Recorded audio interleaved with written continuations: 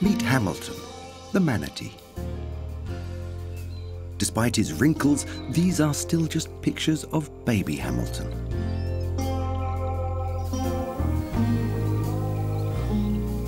Hamilton lives in a place where others like to go on vacation, Florida's west coast. He commutes between the Gulf of Mexico and the inland rivers.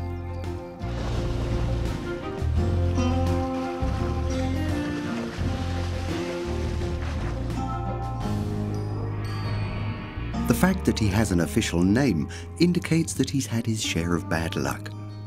Only manatees with a dramatic life story are given a name. His habitat looks like a paradise, but surviving here isn't all that easy.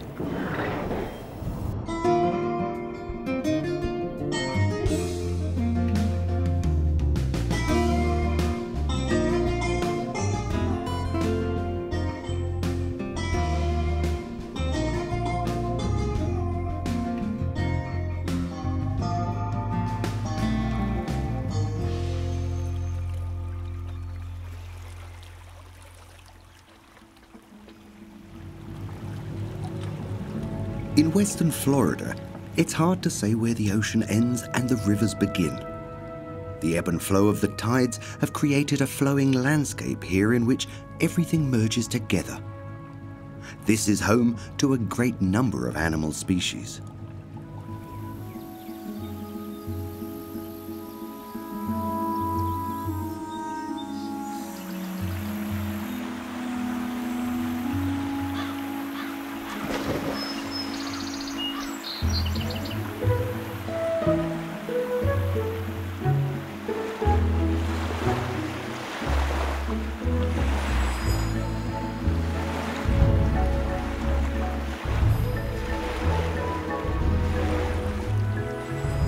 The largest among them is also the most gentle. They're called West Indian manatees, also known as sea cows. Hamilton's story begins in the murky waters of the tidal current, long before his birth.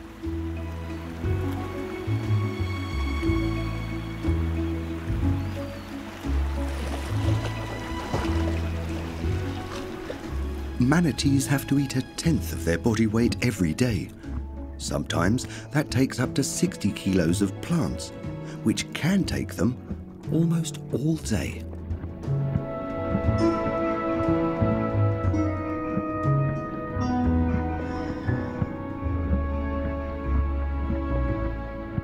This female doesn't know that today her life will change forever.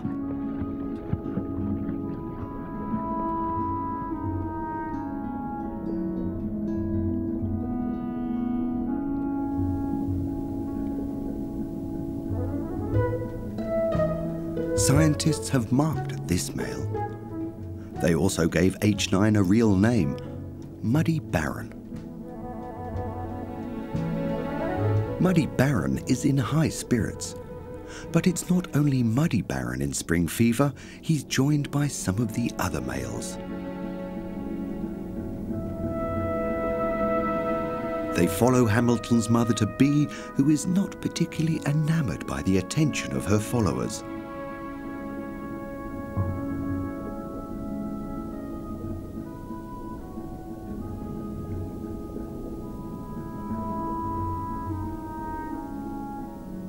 The males compete for her attention in typical manatee manner.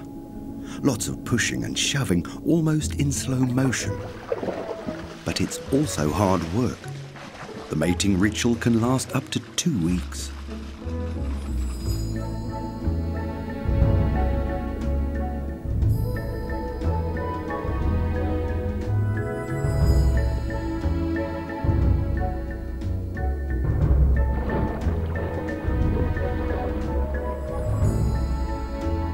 The female will only choose her partner when there is more than one male to court her. It's the testosterone in the water that triggers her.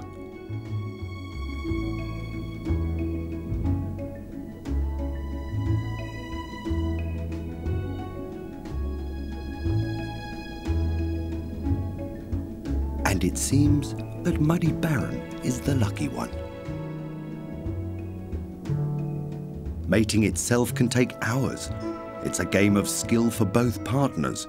With bodies weighing up to 600 kilograms, the whole operation has to be maneuvered very precisely.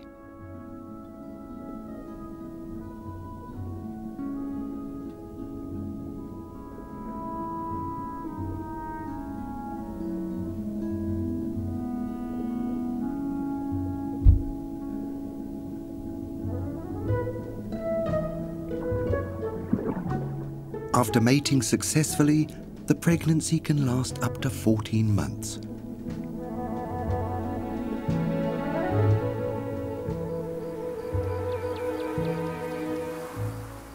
During this time, the mother-to-be disappears in the Gulf of Mexico. The water is warm here and there is plenty of food. Instead of traveling long distances, she tends to stay in the same area. Her home is the section of sea between the coast and mangrove islands.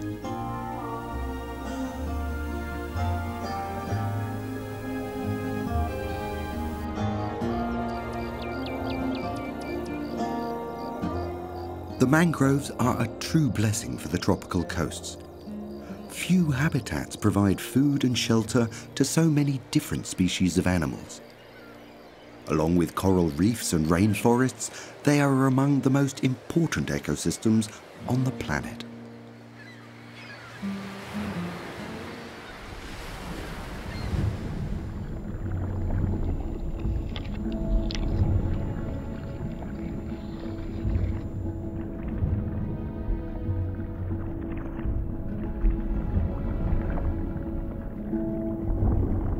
The roots of the mangroves form a dense, intertwined labyrinth underwater. Even during hurricanes, the roots stay anchored in the ground and protect the mainland from the wind and the waves. Countless species of fish live here, including the mangrove snapper. It's also an ideal nursery ground.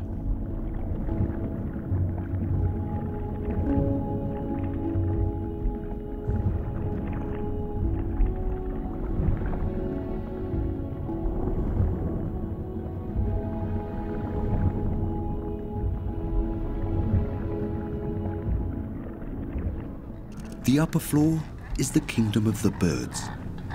Pelicans, cormorants, grey herons, and numerous others nest here.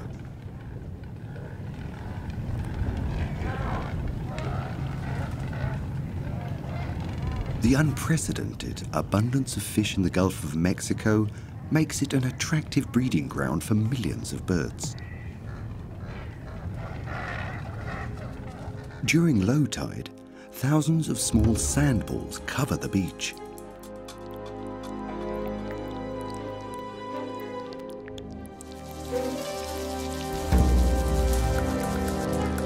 They come from the fiddler crab. Even though they're very small, they play a huge role in the mangroves. They suck their food out of the sand, algae, fungus and microbes, and then they form small bowls from the clean sand. Without this mass of fiddler crabs, the mangroves would be smelling more like a musty death zone.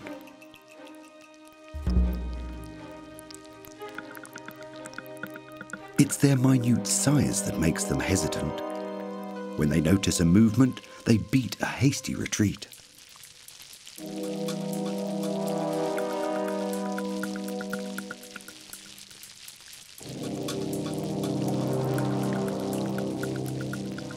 There is always lots going on at the beach, so the fiddler crabs lead a very busy life.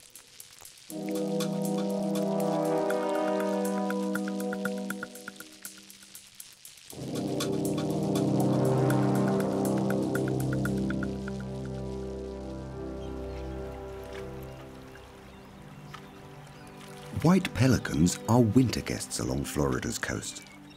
They spend the summer in Canada. They hunt encircling schools of fish and then scoop their prey from the water with their beaks.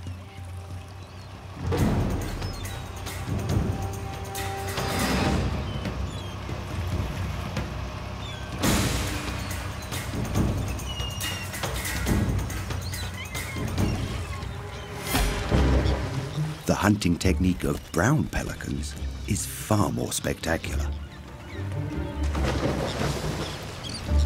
They home in on individual prey, captured in a daredevil display of diving.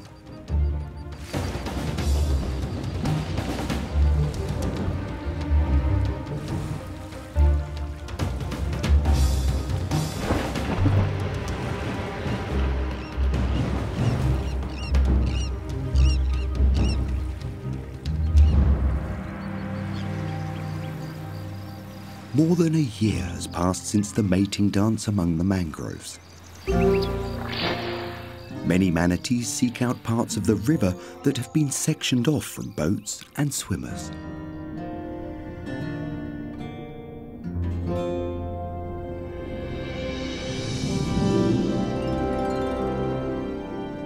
Hamilton's mother has also come here to rest. Her pregnancy has turned her into a balloon with flippers. And if you take a close look, you can see Hamilton moving around inside her.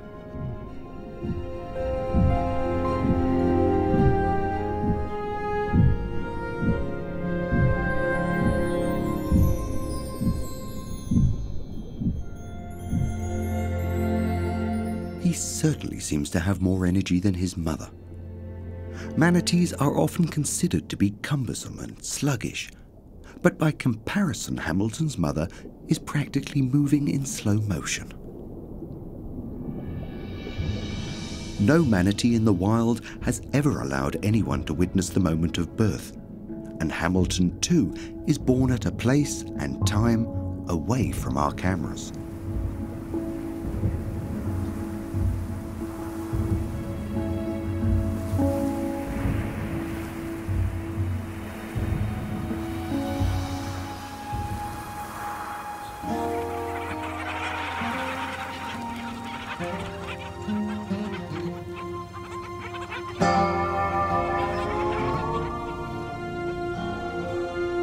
Then one fine day, the mother finally has someone at her side. The manatee guardians will later call this little fellow Hamilton. Like all babies, he's cautious, but also curious. He looks into the camera somewhat suspiciously. But after a while, curiosity gets the better of him.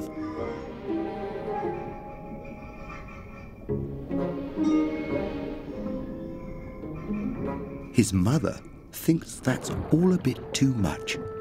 She instinctively wants to protect him.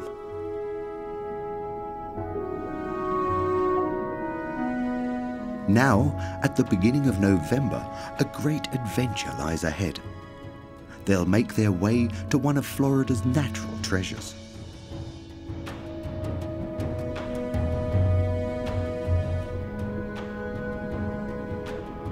Deep underground, there is a huge and very old natural freshwater reservoir. With great pressure, millions of litres of precious drinking water shoot up from the springs every day. In the hot spring areas, the water is an even 23 degrees Celsius all year round.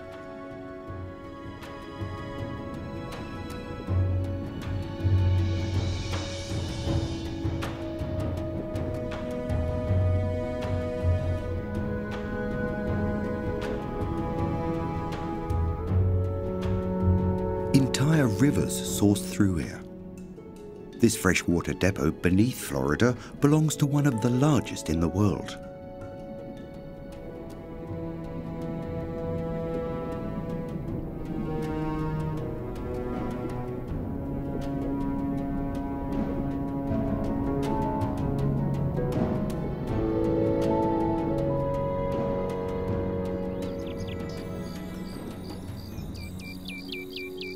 One of the most famous freshwater sources are the Three Sisters Springs in Florida's Crystal River. There are, quite literally, 3 spring areas, hence the name. The natural springs are home to many animals. At once, the amount of fish here is astonishing. They can find an abundance of food because of the nutritious water. But they are not safe from their hunters here.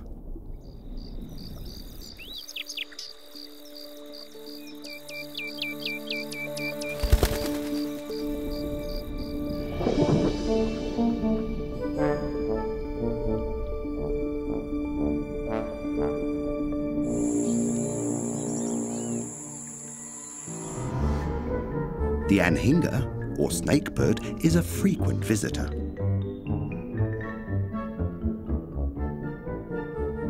With its abilities to stay underwater for long periods and move at speed, it's an extremely accomplished hunter.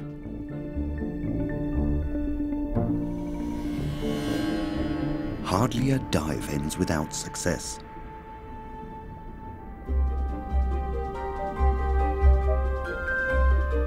Snapping turtles like these young are usually well hidden, but this spring offers neither thick vegetation nor mud, so it seeks shelter in a cave.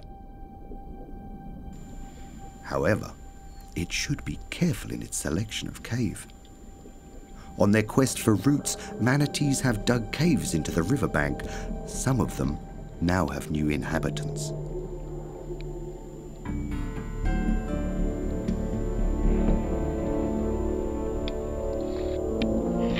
Alligators are common in Florida's waterways.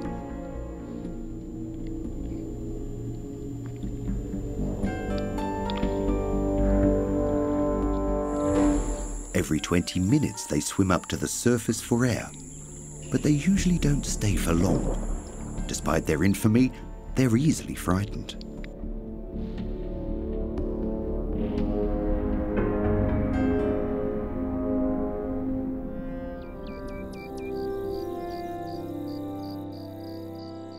Manatees come here every winter. They're very sensitive to temperature and die in cold water. When the Gulf of Mexico drops below 23 degrees, the hot springs become their refuge.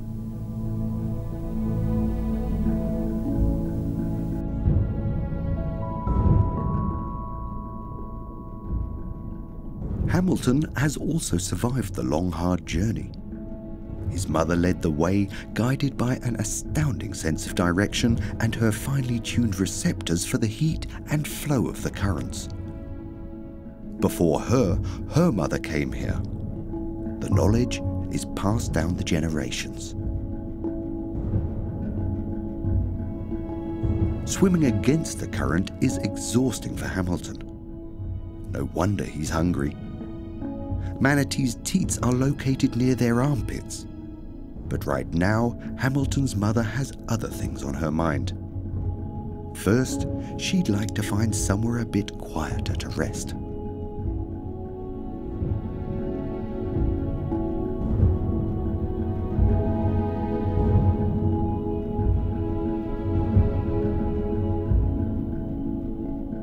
They're not alone at the Three Sisters Springs.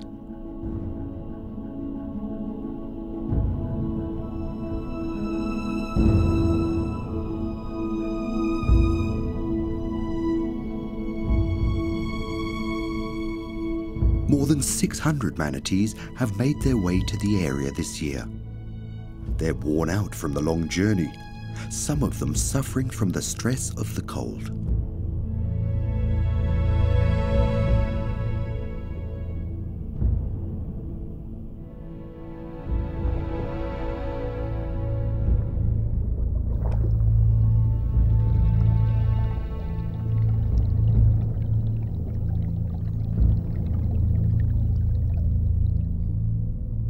Hamilton and his mother have finally found a nice place to rest. Now it's time to sleep and recharge the batteries.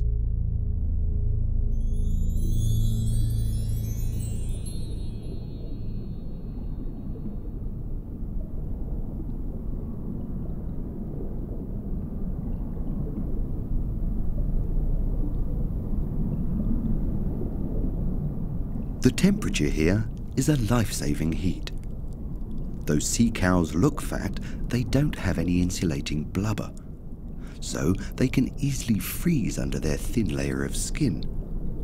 Even worse, when it's cold, they get something akin to freeze burn. Cold water can kill them. In some years, hundreds at a time.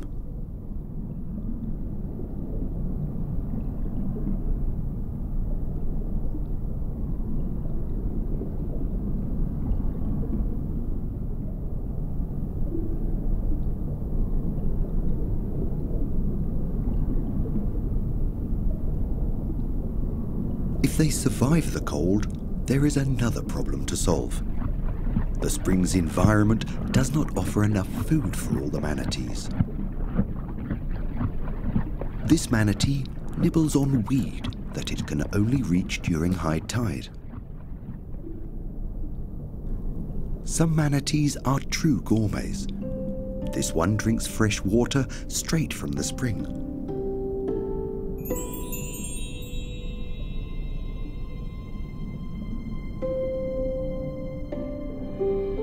Part of the R&R program for manatees at Three Sisters Springs is a little peeling session.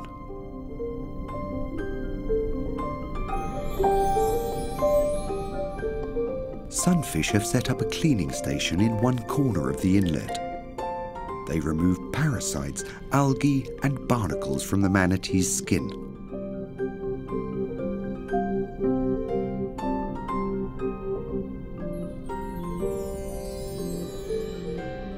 Afterwards, the riverbed is full of dead barnacles.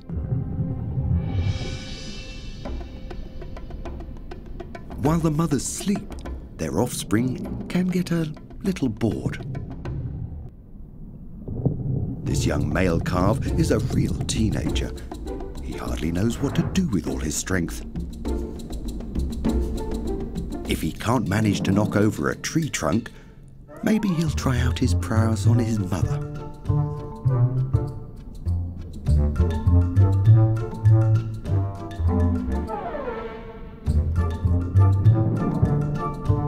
He exhibits another typical sign of a full-blooded teenager, a budding interest in the opposite sex.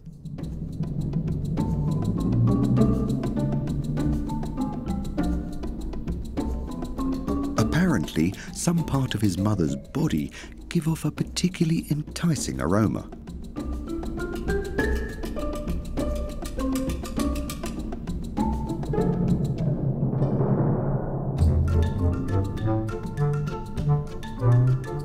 Escape, it seems, is fruitless.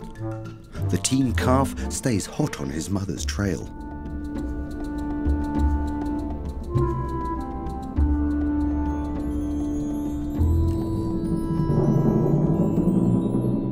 With the infinite patience of any manatee mother, the female tolerates her son's inquisitive impulses.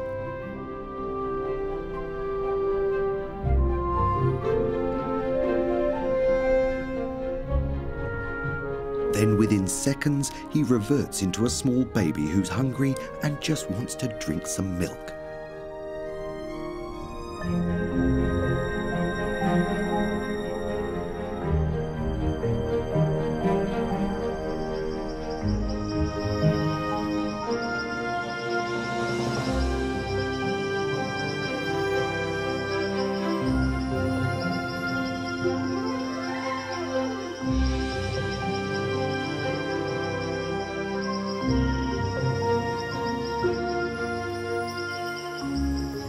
Of course, such a warming paradise like the Three Sisters Springs doesn't only attract manatees in the winter.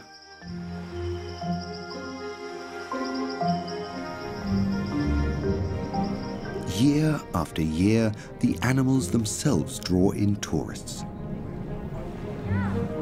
Crystal River is an absolute exception. Nowhere else in the world can people experience such a protected species so close up.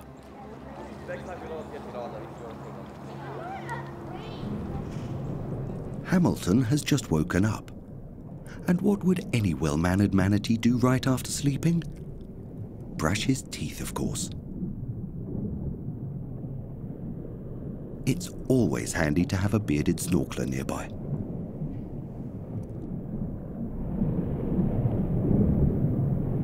The cordoned off area is reserved exclusively for manatees. Back here they can enjoy the heat bubbling from the springs undisturbed.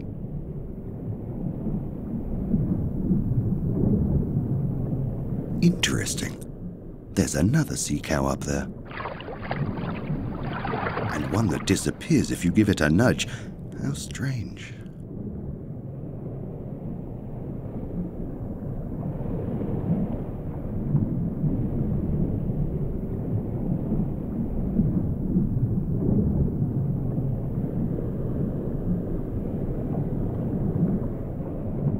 It's a good thing there are some other real ones around to play with.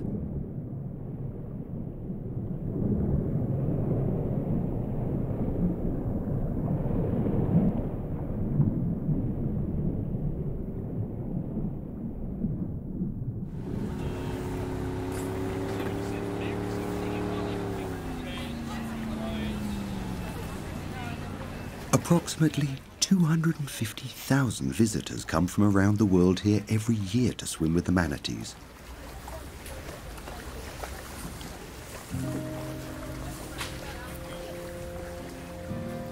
Volunteers help keep watch that no one goes into the protected areas. The manatees know that they can find peace and quiet behind the buoy lines. They sleep crowded together, out of range of the snorkelers.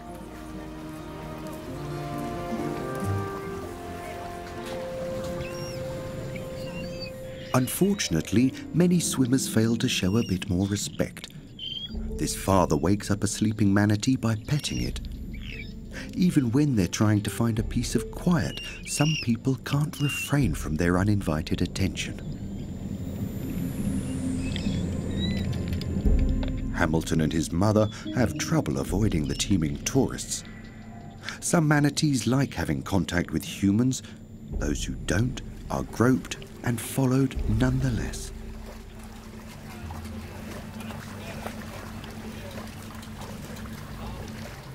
The volunteer sanctuary guards can't be everywhere at once.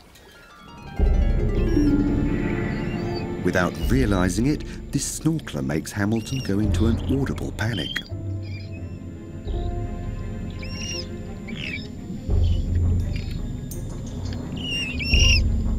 When trying to escape his pursuers, Hamilton experiences the worst thing possible for a manatee baby. He becomes separated from his mother. But she responds as calmly as ever and moves to comfort her frightened baby.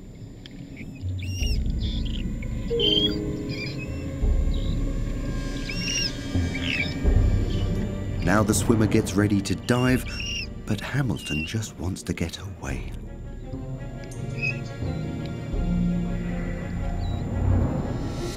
The two make their escape from the springs in a hurry. But that's not such a good idea.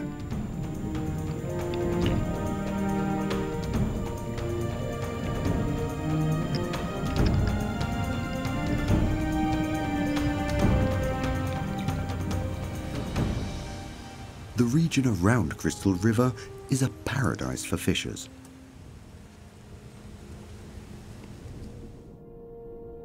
Manatees like to use anchoring ropes as dental floss.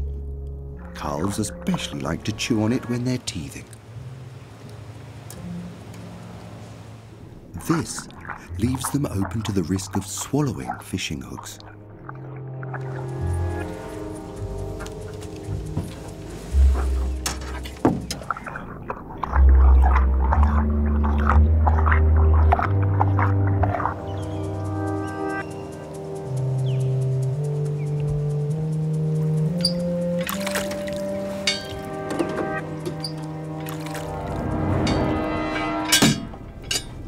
Besides that, thousands of manatees have already been killed or injured by the propellers of motorboat engines.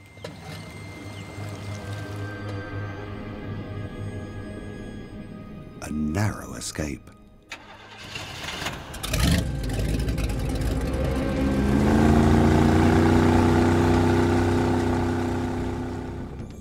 Fleeing from the snorkelers has taken Hamilton and his mother into dangerous territory.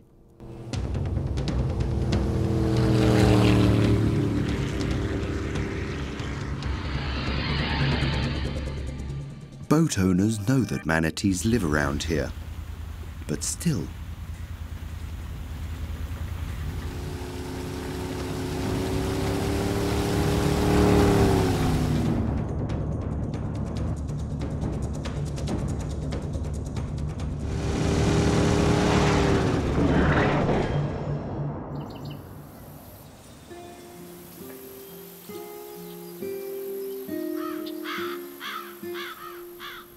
A few days later, Hamilton and his mother show up again.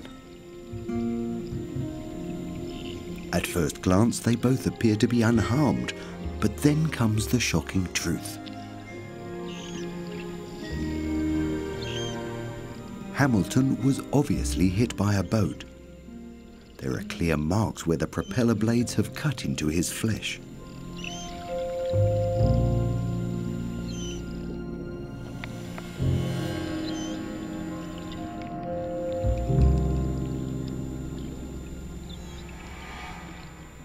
There's no way of knowing it yet, but these are the last pictures of Hamilton with his mother.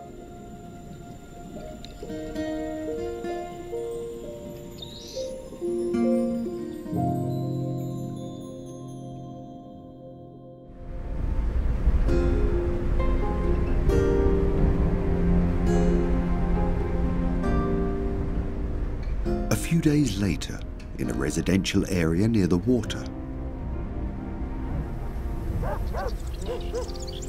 a local resident discovers a dead manatee in a small bay. It's Hamilton's mother. What happened? Had she been injured along with Hamilton, or was there another accident? Nobody knows for sure. Employees of the Fish and Wildlife Service come to remove the dead animal.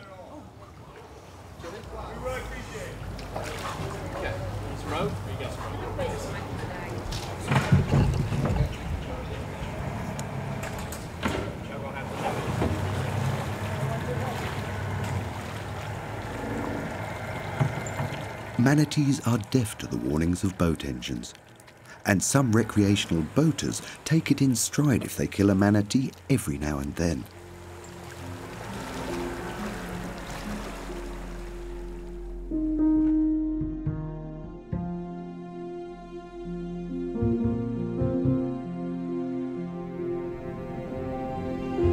Now Hamilton has to get by on his own. Hungrier than ever before in his life, he tries to suckle from other mothers. However, not all are so obliging. Hamilton's fate doesn't go unnoticed. Mike Dunn, a volunteer manatee rescuer, has been watching the orphaned calf for a while now. Sometimes orphans can fend for themselves quite well, but perhaps Hamilton has internal injuries.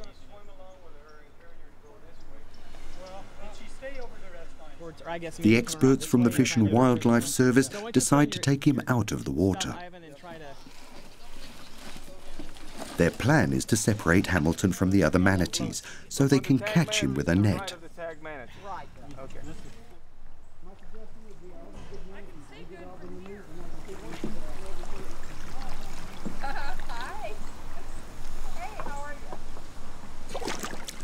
But the manatees now show that they are neither slow nor stupid. Hamilton stays close to another manatee. When they sense the alien object, they quickly flee.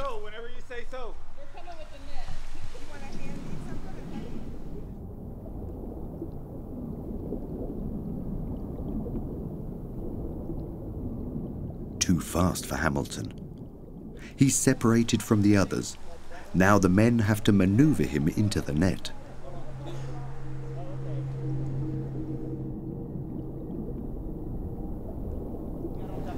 All right. Ready, bag it, bag it. Bag it, bag it, bag it. Excellent job. All right, bag it.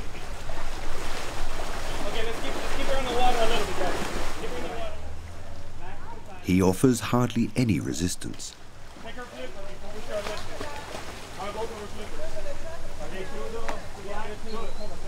On land, manatees usually give up all resistance. Accepting his fate, Hamilton allows them to undertake his first examination. So they're bringing the truck around in reverse. They're bringing the truck around. They had to load the trailer. Moving here for a second. Good job, guys. Nice catch. Yes, you got whacked recently. His fresh wounds are cause for concern. They could easily get infected. And no one knows whether the collision with the boat might have broken some of his ribs. Hamilton has already had quite enough. However, it's a blessing in disguise. From now on, he only encounters people trying to help him. Watch out for her jaw. Make sure that jaw's not cranked open. It's not. She's all right. It's okay. It's all right. Not too much. A splash of water triggers his breathing reflex.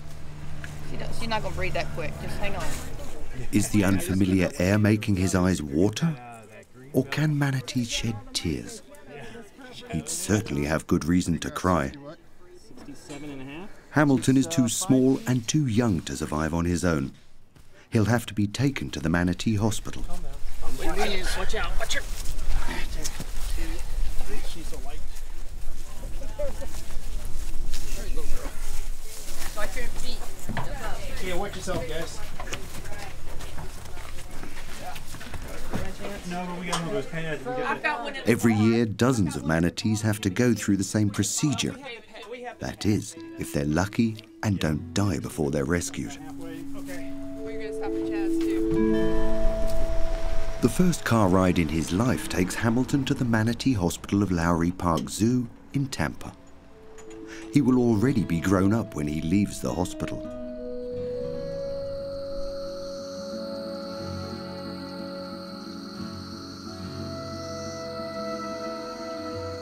On Florida's Gulf Coast, life goes on as if nothing had happened.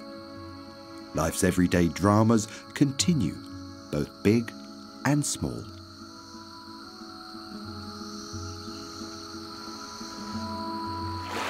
Water spouts in the distance. What's going on over there?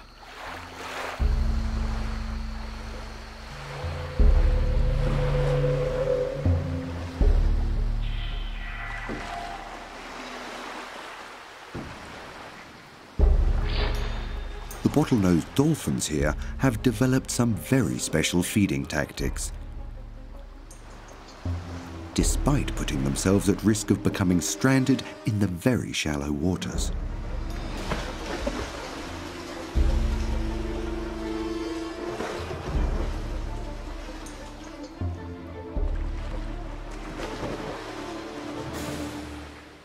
If they can't find any fish in the water, the dolphins scare them out of their hiding places in the marsh grasses.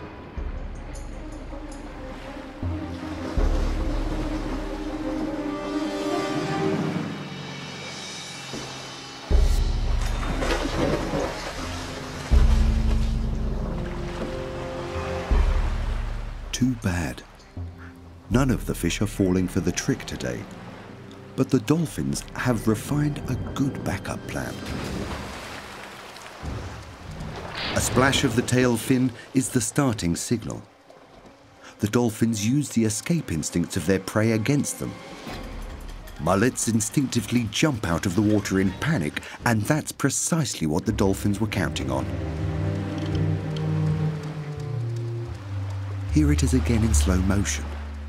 First, a dolphin swims in a circle, stirring up a cloud of silt and air bubbles that creates an impenetrable barrier for the fish. One of the dolphins darts into the surrounded school of fish, sparking up panic.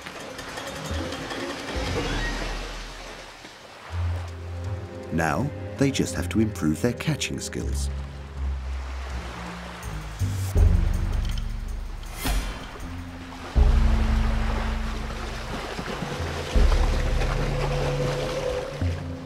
No luck. Time to let off some steam on a weaker colleague.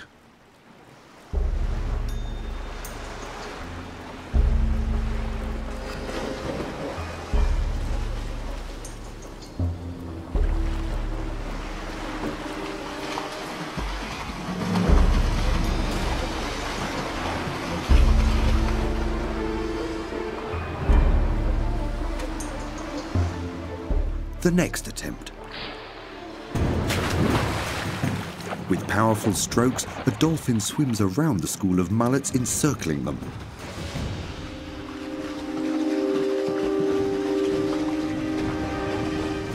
The mullets panic.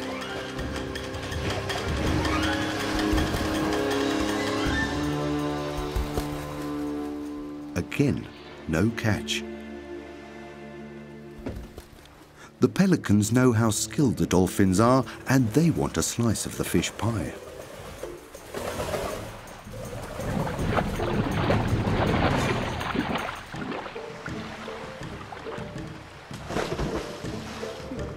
The dolphins are out of luck today, but one of 3 pelicans will have had enough to eat.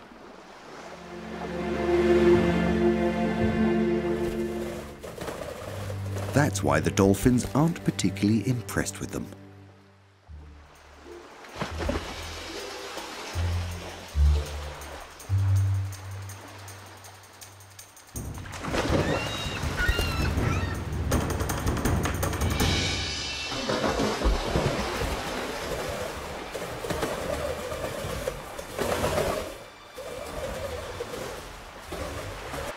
A sore loser lets out his frustration on one of his more successful comrades.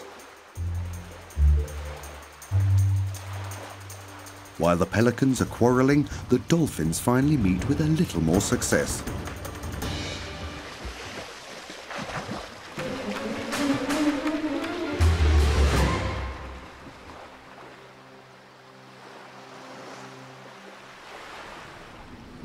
The mullets in Three Sisters Springs lead a much less dangerous life.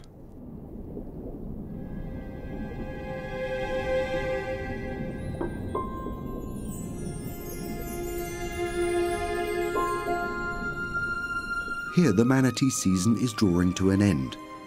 The cold winter is almost over, and many of the manatees have already returned to the Gulf of Mexico.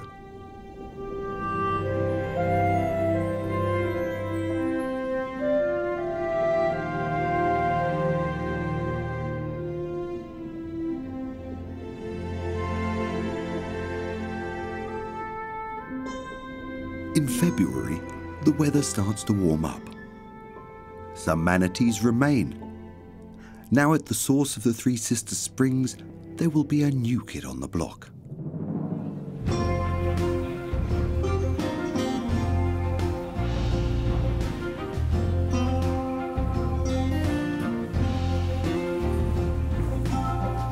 Two years have passed since Hamilton was rescued from the springs. Today, he's coming back. The Sea to Shore Alliance Conservation Organization has attached a satellite transmitter to him. They'll track his movements for a year.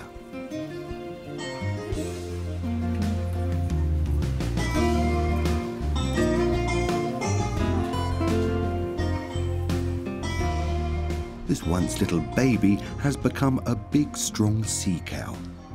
He hasn't lost any of his feistiness and resists as best as he can.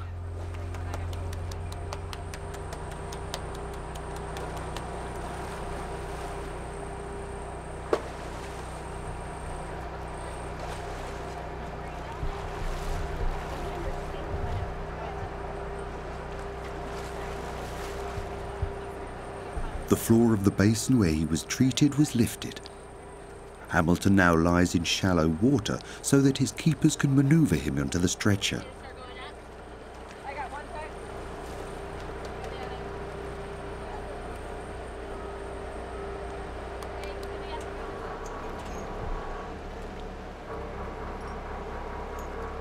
Once again, Hamilton is fed up.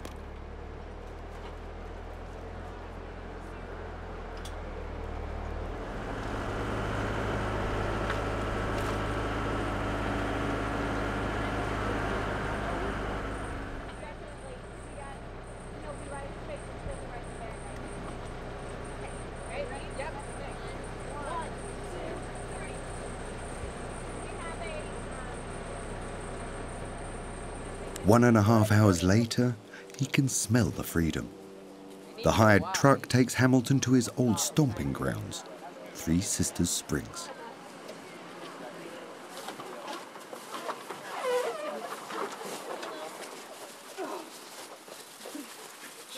Hamilton still doesn't know what's happening to him. He just wants to get out of here.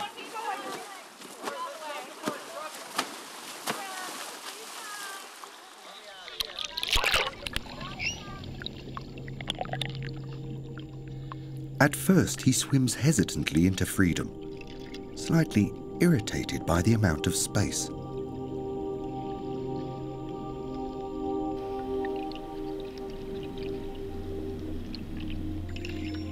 But then he makes an incredible discovery. Unlike in the rehabilitation tank, here he can keep swimming straight ahead for a long time.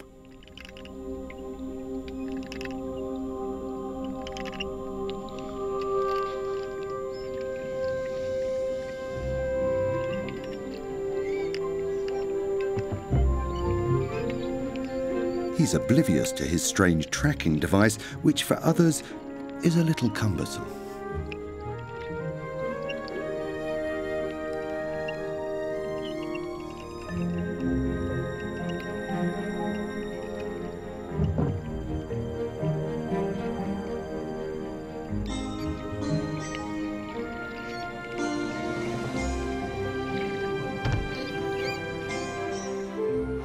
Then he makes another amazing discovery. His new old home is full of other manatees.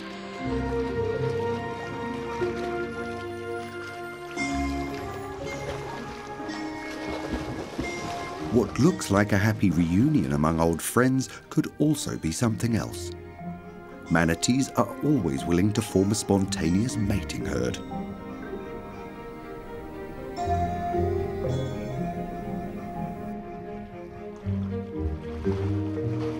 But one thing's for certain. Hamilton appears to be enjoying his newfound freedom.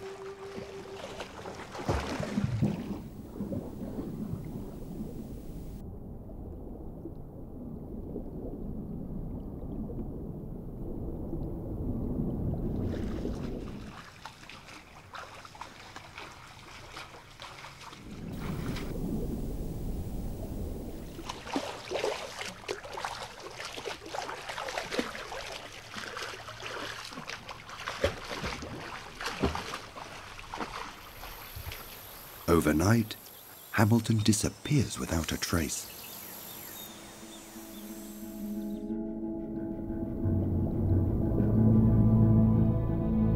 It takes a whole year before he reappears, looking robust and covered in algae. After all his painful experiences, Hamilton tries to avoid people, as much as that's possible in Crystal River. His transmitter also bears the ravages of time, but the conservationists will remove it entirely in a few weeks.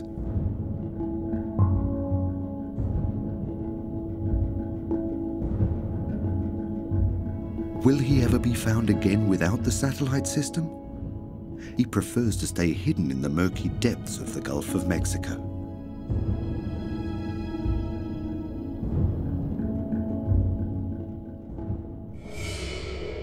Two years after Hamilton's release into the wild, disaster strikes.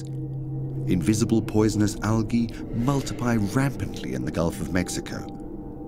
Known as Karenia brevis or red tide, the deadly algae settles right on the plants that sea cows like to eat.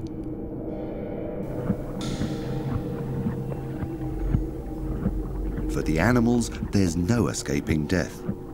They have no defenses against the toxic algae and succumb helplessly.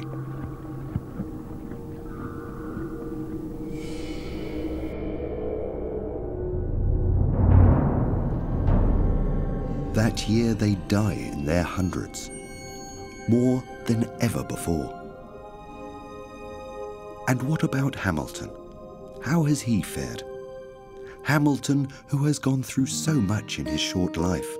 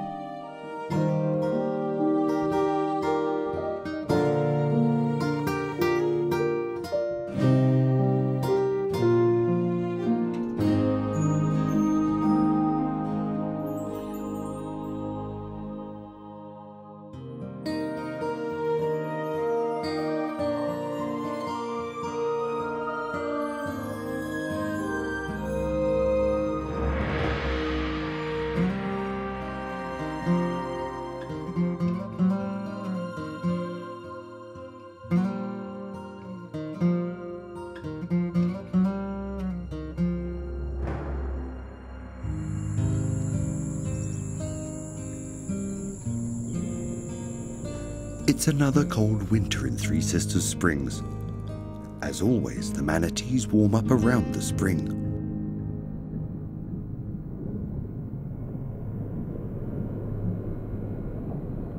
Will Hamilton be here as well? He is, and has survived the toxic algal bloom. Maybe the tides have turned for him, and after all those years of misfortune and pain, perhaps fate has a bit of luck in store for him. He has certainly earned it.